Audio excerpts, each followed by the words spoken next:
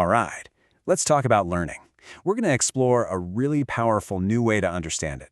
And here's the spoiler. It turns out the most important lessons, they aren't just happening in your brain. Nope, they're happening in your entire body. So, have you ever had one of those days? You sit down, you're determined to study or get some work done, and your brain just checks out. It refuses to cooperate. Maybe you feel restless or kind of anxious or just gone. Well, you're not alone. That's a totally universal feeling. And the answer isn't about having more willpower. It's actually about how our entire system is wired. So, here's how we're going to break it all down. First, we'll bust the myth of brain-only learning. Then, we'll look at an old but surprisingly useful map of the mind. After that, we'll dive into a new model called TriSync. And finally, we'll see how it all clicks together to totally reshape how we think about education. You see, for the longest time, we've kind of treated learning like it's just a workout for the brain, right? A purely mental exercise. But here's the thing. Modern learning science is telling us a much more interesting story. It's leading us on a search for what you could call a whole-person account of learning. And this is really the core idea of this whole explainer. Learning isn't some abstract thing that happens from the neck up. It's a fully integrated activity. I mean, our ability to think clearly is deeply tied to how we feel in our bodies and the emotions we're experiencing at any given moment. It's all one big interconnected system. Okay, so to really get our heads around this integrated system, it helps to start with an older model. It's a really popular one you've probably heard of. Now, full disclosure, it's not technically correct, but it gives us a fantastic starting point. Let's talk about the triune brain. Yeah, I'm almost certain you've come across this idea. It suggests our brain evolved in 3 neat layers. You've got the reptilian brain at the bottom for survival stuff, breathing, heart rate, Then the limbic system for all our emotions, and finally, slapped on top, the neocortex for all that high-level rational thought. It's a super simple, really compelling story. But is it actually true? Well, to put it bluntly, modern neuroscience says no, not really. This quote from a recent paper pretty much sums it up. The brain didn't evolve like some kind of 3-layer cake. It's a massively interconnected and adaptive network. It's not 3 separate mini-brains just stacked on top of each other. So this is the really important part to grasp.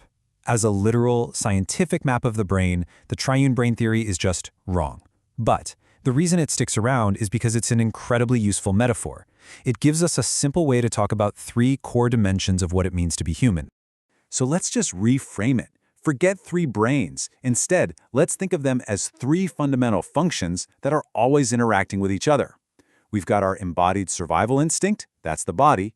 We've got our emotional connection to the world, that's our emotions. And we've got our ability to think and reflect, that's our thoughts. This is our new foundation.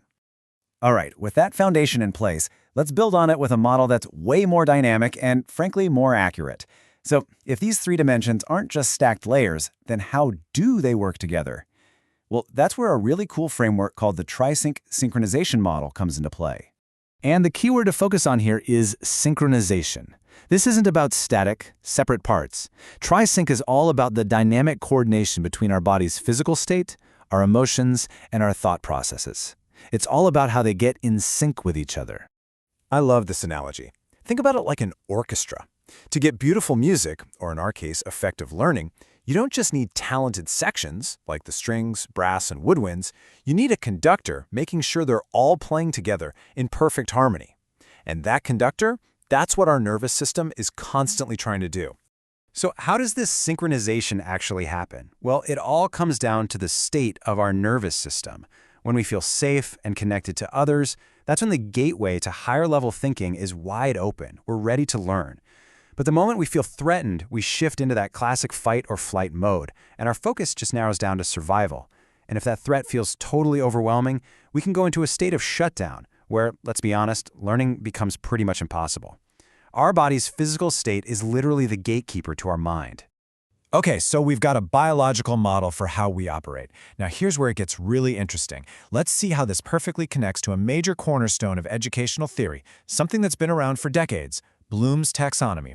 Now, when most people hear Bloom's taxonomy, they think of that famous pyramid of thinking skills, right? Like remembering, analyzing, creating. But what so many people forget or were never even taught is that Bloom and his team actually proposed a complete whole person framework. It had 3 distinct domains. And just look at what they are. You've got the psychomotor domain, which is all about the body, physical skills, coordination, action. Then there's the affective domain, all about emotions, our values, our engagement. And then, yes, the cognitive domain, which is about thought and intellectual skills. Starting to sound a little familiar? Yeah, it definitely should.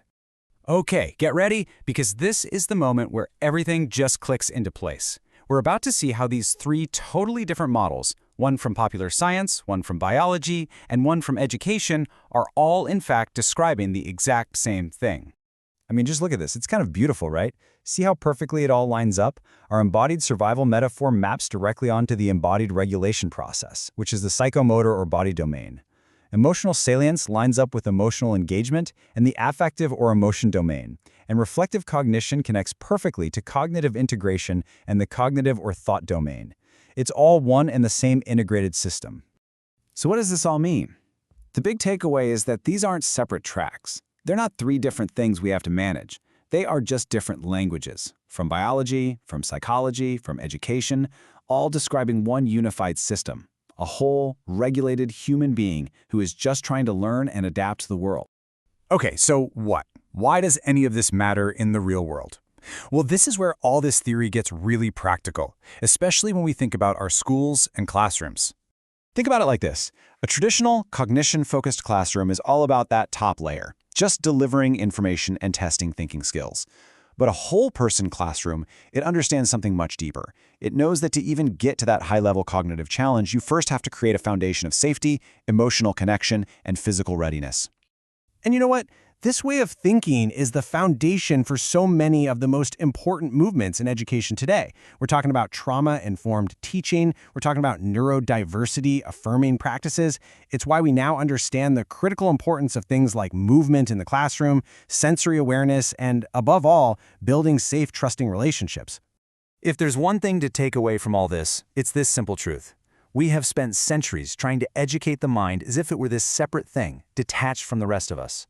But real, deep, lasting learning, it only happens when we see the entire person. To truly unlock the mind, you absolutely have to support the body and the heart first.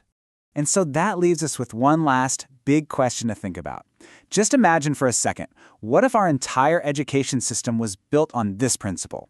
What if every single school was designed not just for brains, but for whole people, to support their bodies, their emotions, and their thoughts, all working together in harmony?